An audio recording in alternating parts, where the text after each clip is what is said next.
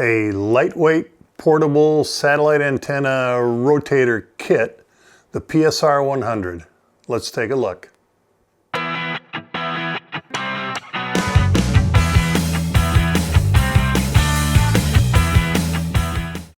Recently, WA4MCM Kits put out the PSR-100 portable satellite antenna rotator kit. And it is a kit, and everything is in this box. So I'm going to walk through construction and setup of the rotator and then put it into operation and see how it works. All right, we'll do a quick unboxing. I have not so much as opened this box, so what we find in here, you'll be seeing it at the same time I do. So we'll give it a quick open, a little bit of padding there, some small, looks like power connectors, maybe some shrink tubing. I think this is the main case, and I guess as we go through construction, we'll see how much of this is assembled, but I think most of it we have to put together. A little swivel base, and I'm not sure what this is. Power supply. Huh, okay. A wall wart type power supply. And I guess we'll see where this goes. I think that goes on top on the swivel plate. And then I recognize that, the arm, the elevation arm. Switches, electronic components, screws, heat sinks, voltage regulator, resistors, and motors, two of them.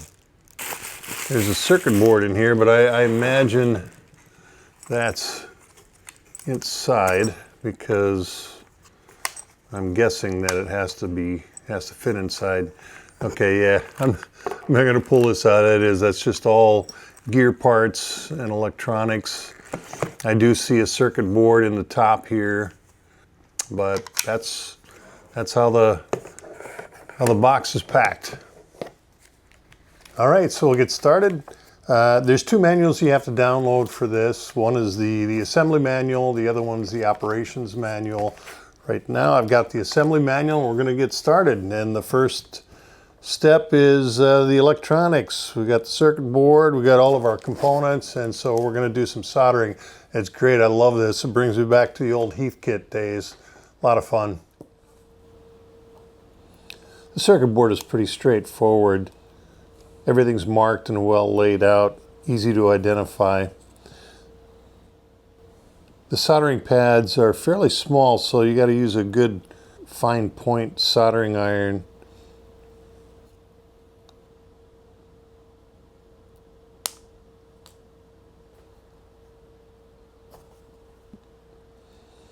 All right, well, this circuit board is done.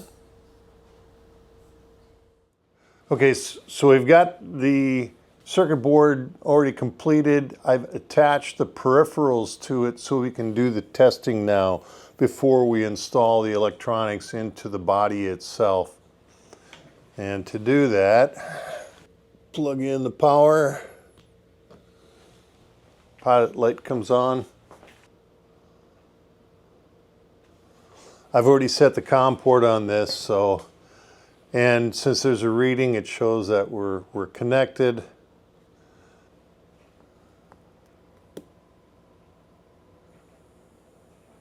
And motor is rotating.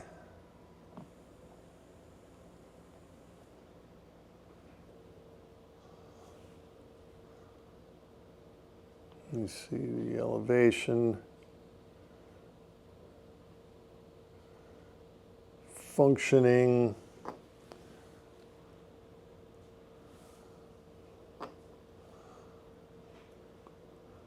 The normal and flipped switch working. And I'll do the same for the azimuth, so it looks like we're good to go.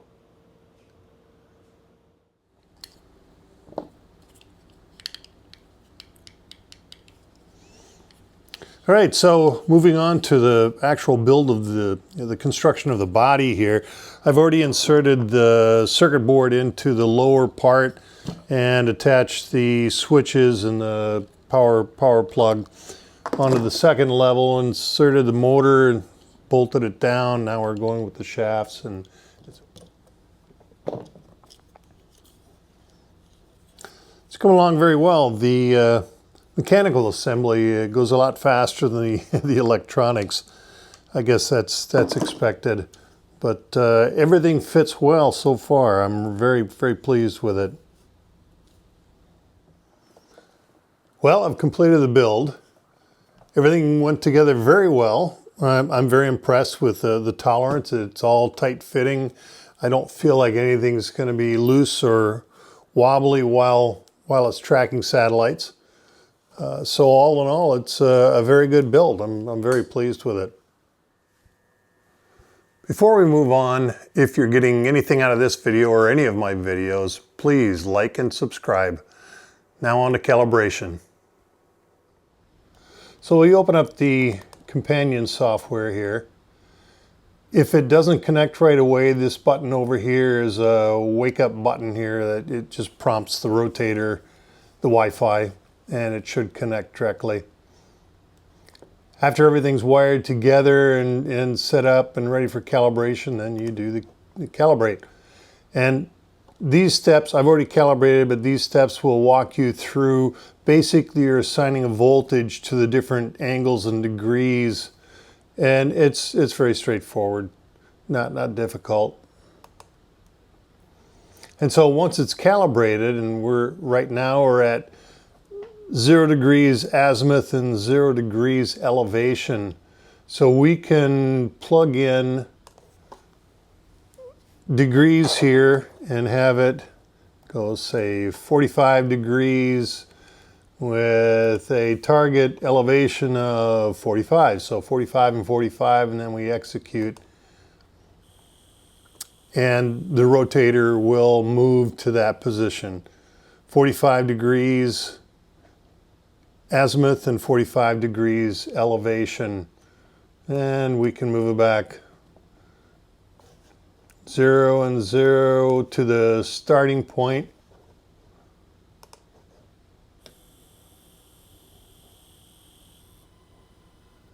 And so what comes next is connecting this to software, satellite tracking software, that will automatically control the rotator. So let's get SatPC32 set up to work with the rotator. We open up the program. If it's the first time, then what you need to do is come to Setup. You want to set your observer. That's where you're located right now. You set the grid locator here. The grid locator does not calculate the latitude and longitude, so you also have to enter that manually. After you're done, you hit Store. Come down to rotor setup, and what we want for our rotor is the Saber track box. And then in the settings here, according to the operating manual, it says to make it a -3, and we'll see if that's accurate. Anyway, you click on Store for that, and it tells you you're going to have to restart the program to make those put those into effect. You want to update antenna positions and time intervals. Max elevation 90 degrees for this. Time intervals 5 seconds. I don't know, that may just be default right there. Anyway, you want to store that as well. And now the settings are in there, so we click that off. Open it back up, and down here at the bottom is this little black, kind of a black box with 2 red squares and 2 green squares. Click on that, open Setup, and you want to set your COM port for the one that's to your Wi-Fi dongle, your baud rate, and it says to have the attached CR selected, so that's what we've got. Save, and it says we have to restart the program as well.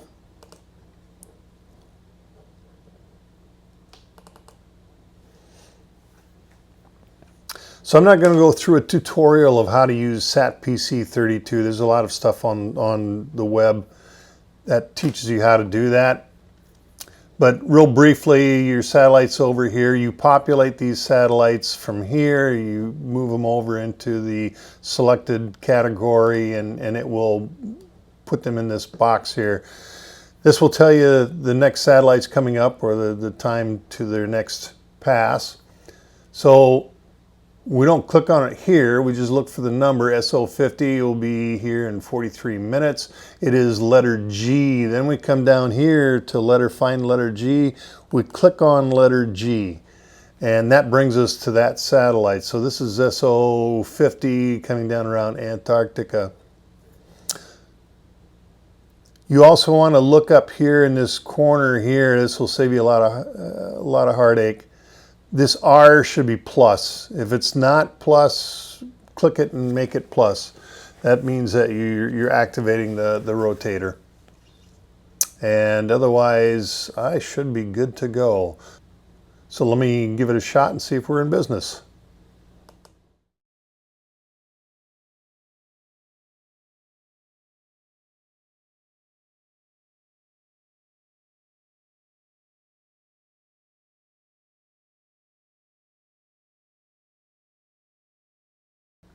So the rotator tracked perfectly. It did everything I was expecting it to do. So I'd say that was a very good test.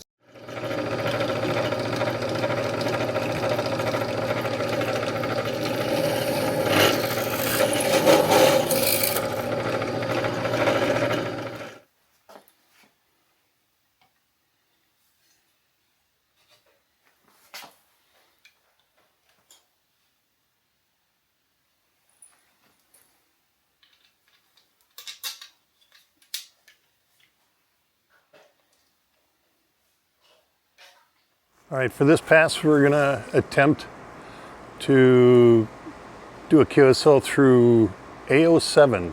It's a linear transponder satellite, which is a little bit more difficult to work than an FM satellite.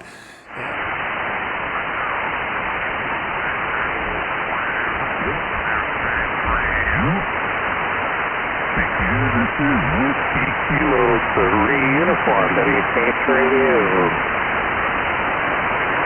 This is Whiskey Kilo 3 uniform, Echo Lima 89. This is Whiskey Kilo 3 uniform, WA4MCM Echo Lima 89. All right, well, that was kind of a bust, but at the same time, a little bit of a success. So I was able to actually hear myself coming back on the transponder, which means I was getting into the satellite. And if anyone else was on the satellite, I would have heard them, would have been able to hear them. So I would have had a QSO, except nobody was on the satellite, which is very, very unusual. All right, we're going to make contact with the satellite SO50, and it is passing over to our north, which means we have to flip the antenna so that it will track across the northern sweep. And to do that, we just reach in and flip the switch.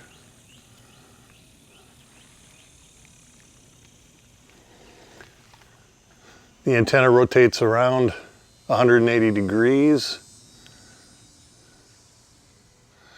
And then to adjust for that, we rotate the whole head back so that the antenna is pointing again to 0 degrees azimuth, in other words, to north. And then it will track appropriately. And the antenna rotates around to get into position to acquire the satellite. Aiming is appropriate.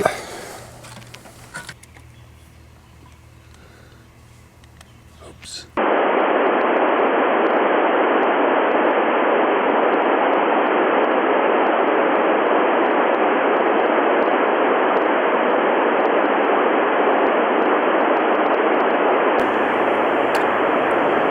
This is Whiskey Kilo 3 uniform. Whiskey Kilo 3 uniform, November 1, Mike Hotel, Victor, Echo Mike 82. November 1 Mike Hotel Victor, this is Whiskey Kilo 3 uniform, Echo Lima 89. Whiskey Kilo 3 uniform from November 1 Mike Hotel Victor from Echo Lake 82, roger. Roger, 73. This is Whiskey Kilo 3 uniform, Echo Lima 89. Whiskey Kilo 3 uniform, Whiskey India 5 Delta, Echo 19. Whiskey India 5 Delta, this is Whiskey Kilo 3 uniform, Echo Lima 89, 73s, thanks.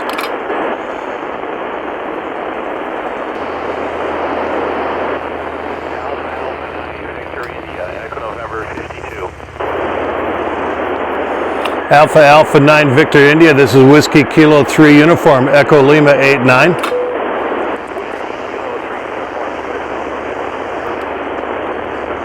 Roger, roger, 73. And after the satellite is passed, the antenna, I have it set up so that it goes back to the park position, which is 0 degrees azimuth, 0 degrees elevation, which it's done. And so now I want to return it back to normal. So I flip the switch in the other direction. And the antenna comes around to its normal start position. And then I just return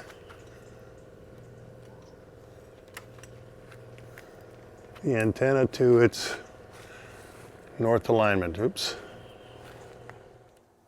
Recently, WA4MCM Kits came out with an adapter to use the elk satellite antenna with this rotator. I like the elk antenna for its smaller size and portability.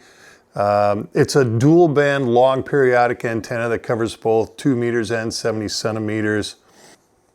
I think that the arrow antenna may have a bit more gain, but the elk antenna just feels more nimble, especially with this rotator.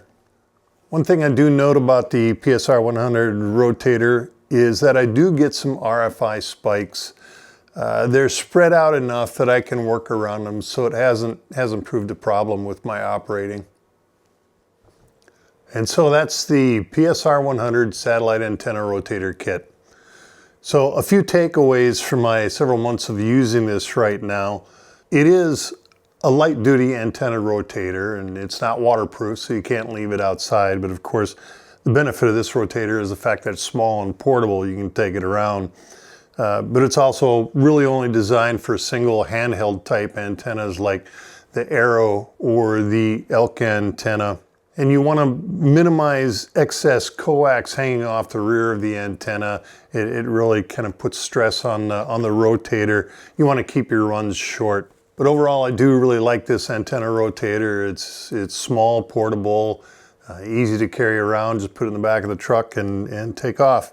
And the cost. At the time of this video, the antenna rotator itself, the kit is $320. And if you want to buy the additional elk antenna adapter, that's another $18. But still, it's not a bad deal. It's a good antenna. It's a fun kit. And it's actually got some good utility. So anyway, I hope you enjoyed the video. Thanks very much for watching. And as always, stay tuned.